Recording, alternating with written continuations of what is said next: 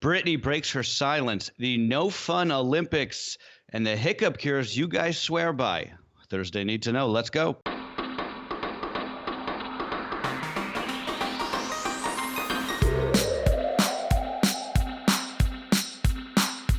Good morning. This is Cheddar's Need to Know podcast for June 24th. And I am Carlo Versano here once again with Baker Machado. Baker, what up? Happy Thursday, Carlo Versano. Good to see you as always. You know, I've been waiting days for all these hiccup cures to finally be revealed. So I am dying and waiting with bated breath for our answers today.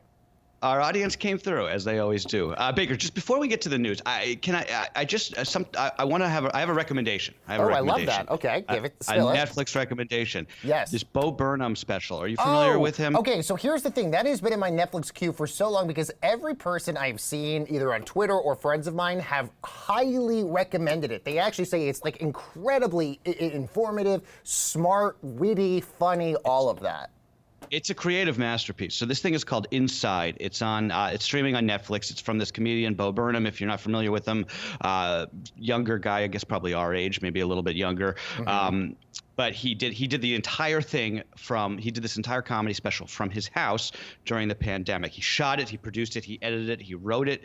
It's really remarkable. I thought it was actually very cathartic. It's not particularly funny, but it's really it's touching. So I just want to shout that out. And if you guys can check that out, I think you'd like it. Absolutely. It is definitely in the top of my queue. By the way, the show that I've been obsessed with the last week or so, just to add my 2 cents in all this, Hacks on HBO Max, starring the amazing Gene Smart, basically as this old comedian from Vegas. Amazing also. So if you want another little funny show on the side, to do that one. It's called Hacks. Hacks, yes, like me, a big hack. Okay, got it. All right, so speaking of Vegas, by the way, we got to start with the biggest story probably of the last year or so. We got to talk about Britney Spears here first, Carlo, because this is huge news. Britney formally asking a judge yesterday to release her from her conservatorship that has controlled her life and her finances since 2008, saying the arrangement has forced her to work against her will, and also describing the entire situation as abusive.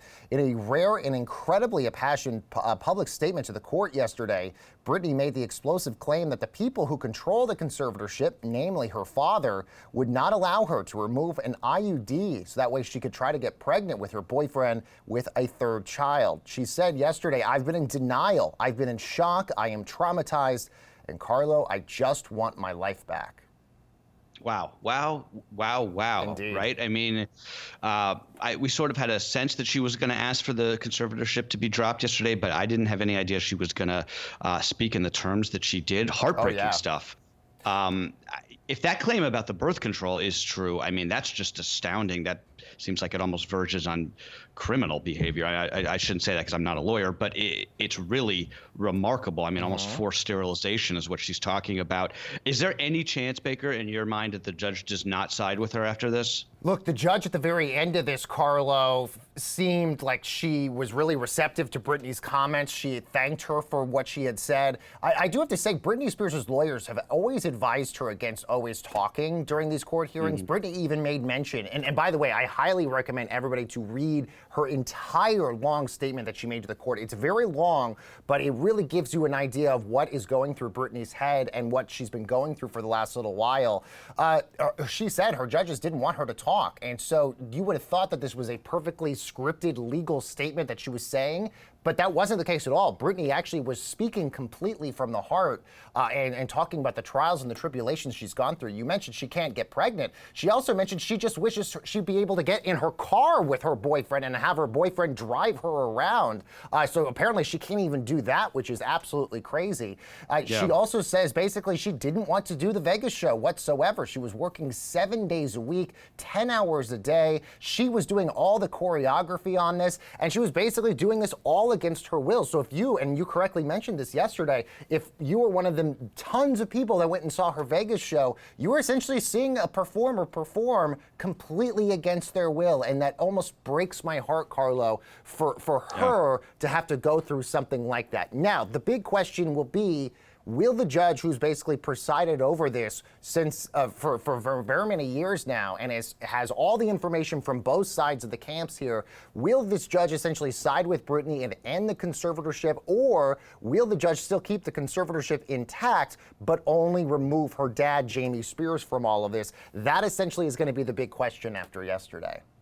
It's hard to imagine that she doesn't drop it entirely. I mean, Britney Spears, say what you will about her, she's clearly of sound mind. Right. I mean, right. For so most people, by the way, you have to understand, most people who are in conservatorships are mentally frail. They have Alzheimer's. They can't take care of themselves. So she mentions multiple times that the state of California is making money off of her while she's doing what she's keeping all these people employed, but yet she's apparently feeble enough that she has to be on a conservatorship. She says basically that doesn't make sense, and she brings up an incredibly great point. It's really disgusting. I have to say, though, very media savvy by her to make sure that this got out in her statement was allowed out in the public yesterday, because she had spoken behind closed doors in court in 2019. And she even made a point of saying, like, last time I was in front of this court, it didn't really make much of nobody really seemed to care. Right. And I think that's because it didn't get out. The documentary, I feel like, plays a huge role in all of this. And she said in her statement she wanted to do a media interview, which is interesting because that was what the rumors had been for a while, potentially an Oprah Winfrey sit-down interview, all of that basically on the heels of what we saw with the royal couple doing that Oprah interview. And she decided, instead of doing a press interview, which she apparently was not able to do, she decided just to have this statement read publicly so everybody essentially could hear her own words. Because she had said, look, it's frustrating when family members are able to give interviews, but she's not able to. Yeah. Who gets this interview? Oprah? Today Show? I think it's got to be Oprah. I think because, one, Oprah's interview with the Royals pulled in almost 20 million viewers. That's basically the best sit-down interview you can possibly get right now. So I feel like it's Oprah, or she does it by herself. No. She does it on Instagram Live. Right. Okay. Well, let's move on. It's just terrible, and I just feel for her. I absolutely am in the same boat, and I'm part of the Free Britney movement, and I really hope that this is basically the crux that finally breaks the camel's back, or whatever that saying is. Meanwhile, President Biden announced some new measures, Carlo, to tackle the rise in violent crime and spike in murders in cities all across the country. The federal government going to use COVID relief money to send additional funding to local police departments to address illegal guns and use loopholes to revoke licenses for rogue gun dealers. The White House's new focus on crime comes as homicides have risen 30% over the pandemic. The most recent crime data also shows that the spike is continuing, Carlo, even as the pandemic is receding. Yeah, that's a key piece of data there, because it's hard to know what to make of that, because if it's not, a lot of people are saying this is just a product of the lockdowns, people losing their jobs. It doesn't appear to be the case here. This is really what Biden did yesterday. This is political more than anything else. Yeah. I think he's trying to show that Democrats not only aren't about defunding the police, they're actually going to fund them even more. That was the reading between the lines yesterday. Now, there's no reason to think that the rise in homicides has anything to do with cops not having enough money, from what I can tell. I think it has to do with what I said last week, which is there's police that are pulling back in cities across the country. And I think that, combined with some state and local criminal justice policies in cities like New York that have violent criminals kind of out on the streets, I think that probably has something to do with it. But the White House sees accurately that Republicans want to make the midterms next year a referendum on crime. The economy's doing well. They can't really run on the economy, at least not now. So it's going to be about crime. That's why the Democrats are trying to get out ahead of this. But, if any of these things actually worked, like closing these gun seller loopholes, they would have already done it. So I don't think there's anything I don't think those are going to be material. I think this is purely a political play also, and I think you're absolutely right, because the legal angles for the president to basically take these steps have always been there. So none of this is new whatsoever. I think, as you correctly mentioned, Republicans were able to use the defund the police message against Democrats very, very well in the 2020 election. And basically, based off of polling data already, Republicans believe that the defund the police movement also works in their favor to take back the House in 2022. So you basically have Eric Adams winning here in New York City, a former police officer who ran against the defund the police movement, on top of basically Joe Biden saying this as well. This is Democrats basically trying to position themselves to suburban voters who left Donald Trump, but who might be uneasy in the midterms, to keep them back in the Democratic fold here.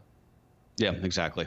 All Eric right. Adams, by the way, hasn't technically won yet, but he is in the lead in the Yes. New York City mayoral. Yeah, very good point. Very good point, because there's still a lot of absentee ballots to go through here. Let's talk about the SCOTUS ruling yesterday, an 8-1 decision yesterday, Carlo, saying that a Pennsylvania school that punished a student for swearing on social media while off school grounds had violated her First Amendment rights. Brandy Levy was 14 when she took to Snapchat to express her frustration about not making the varsity cheerleading squad. She said in her Snapchat, F school, F cheer, F everything. Well, she was suspended for saying that on Snapchat, and her parents then sued, arguing that the school had no right to discipline her for something that she said while not at school, regardless of whether or not it's spread on social media or not. We should mention, as I mentioned, the 8-1 decision here, Clarence Thomas, the only dissenting judge and vote on this one.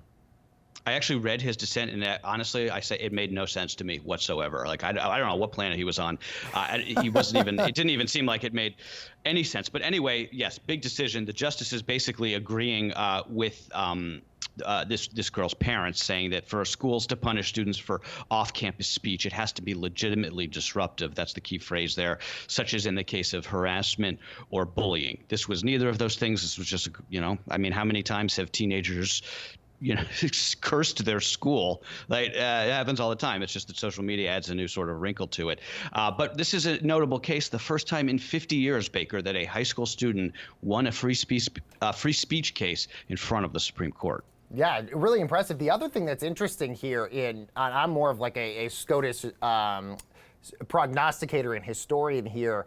Justice Breyer, who a lot of people have been wanting to see, maybe especially Democratic voters, retire here very soon, he's been doing a lot of the majority opinions in the last couple Supreme Court cases here, giving maybe potentially the indication here maybe he might retire at the end of the term, which is literally just days away, potentially opening up a Supreme Court seat potentially for Joe Biden to fill.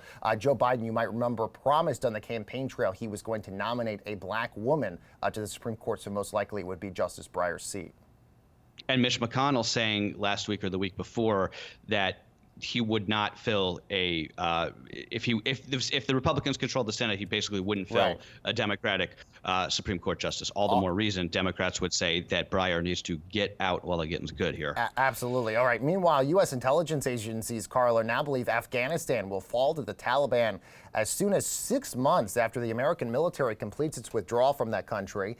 The intelligence community is said to be surprised at how quickly the Taliban is making gains with U.S. troops that are still in the process of leaving. Taliban forces have captured dozens of districts in northern Afghanistan over the last week, with Afghan troops surrendering en masse.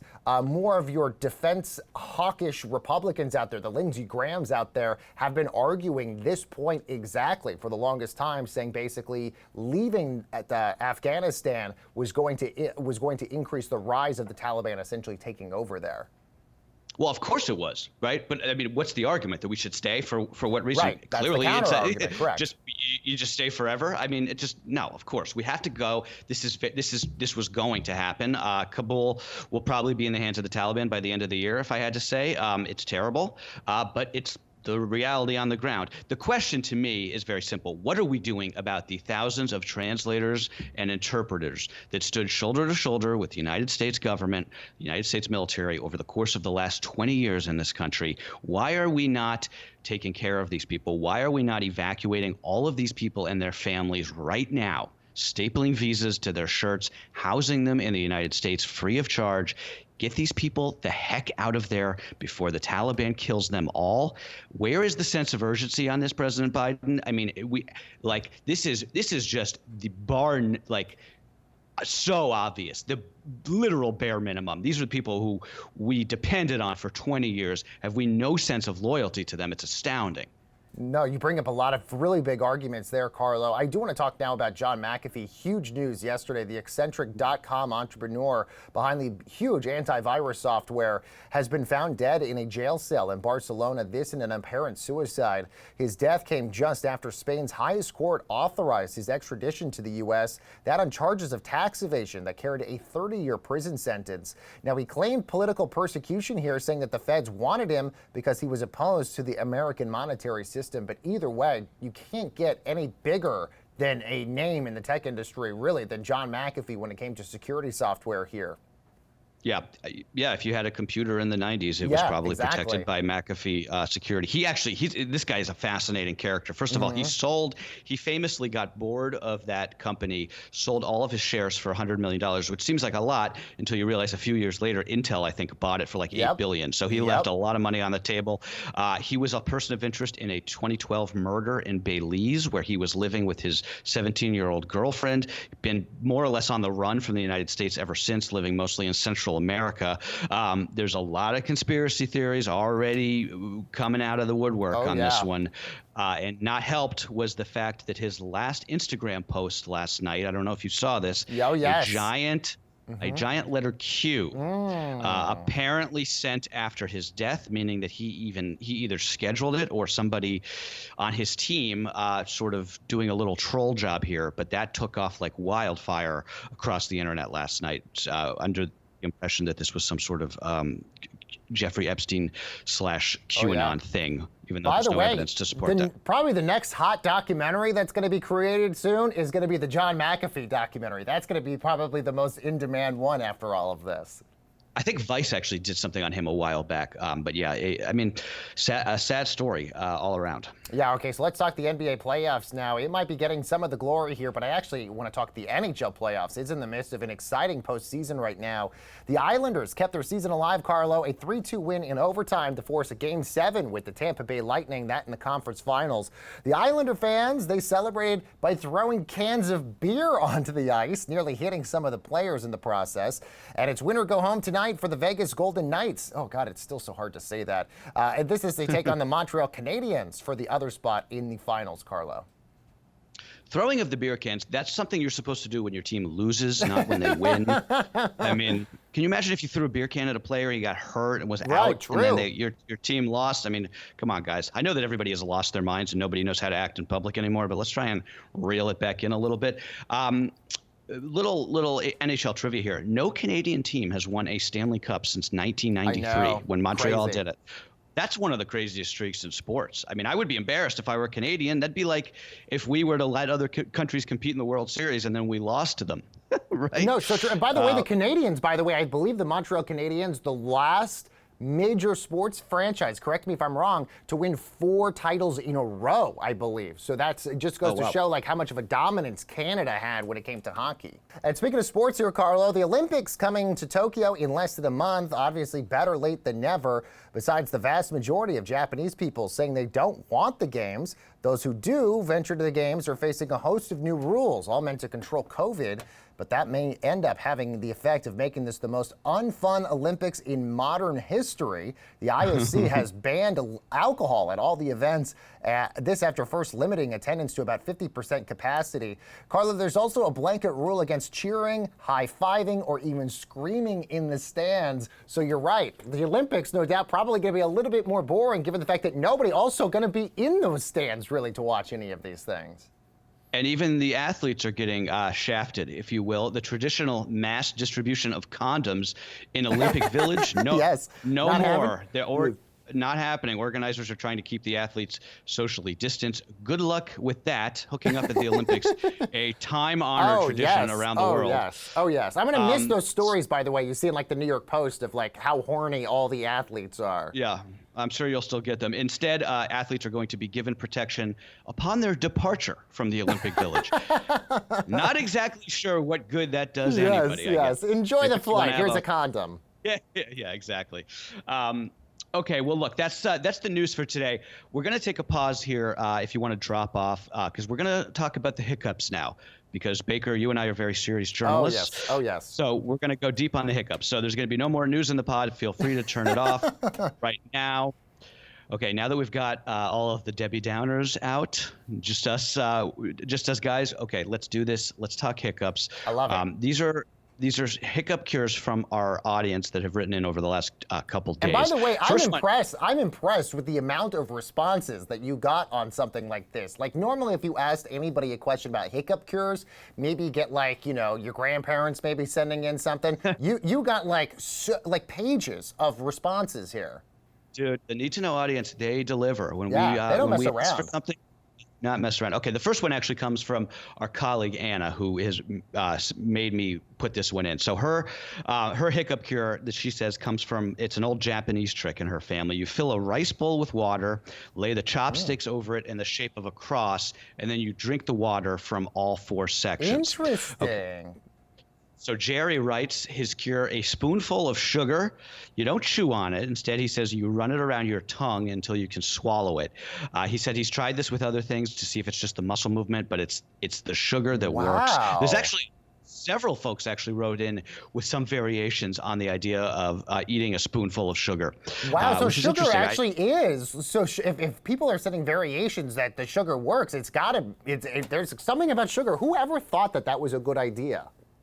Well, it's not just sugar. Chloe writes that 1 to 2 spoonfuls of creamy peanut butter do the trick. She says her whole family swears by it. Amy agrees with the peanut butter trick, as does Brittany, who wrote in that she said that the key with the peanut butter is that you have to swallow it really fast. This is a good one. Julie writes that if a person is hiccuping, what you got to do is you thrust your palm under their chin and you demand that they give you a hiccup right now. Don't wait. You snap your fingers. You order them to just give you a hiccup pronto. There's something about that startling effect, she says, and being pressured to perform that makes the nervous system reset. I don't know if that's medically accurate or not. She says she swears by it. And even if they do give you a hiccup, just do it again. Continue to pressure them. It will work. This one is another good one. It's sort of on the same idea of sort of like tricking your mind. Gina writes in, the goal is to get the person with the hiccups to use their imagination and answer a bunch of questions in a row, like a speed round, back-to-back, quick fire questions. So she says her go-to is ask the person to make up an imaginary bug in their brain. Wow. And then you ask them questions. What color's the bug? How many legs does it have? What's its name? How does he get around? Where does he live? Where does he eat? Does he have a family? But it can be anything. And there's something about that rapid fire question and answer that does the trick. Rebecca writes that drinking water upside down and then immediately trying to burp. She's not the only one. That was another big one. Hannah and Jennifer also said that the upside down water trick works. Anna writes that she does this and then she lies on the couch with her head hanging off the end and then sips from a straw to really make it work. Marissa writes that you take 7 sips of water back to back. This is one very detailed, without giving yourself a chance to breathe through your mouth. Scares the hiccups away. Probably just tricks your brain into thinking you don't need a hiccup anymore since you push through during your sips. This one from Dr. Monica.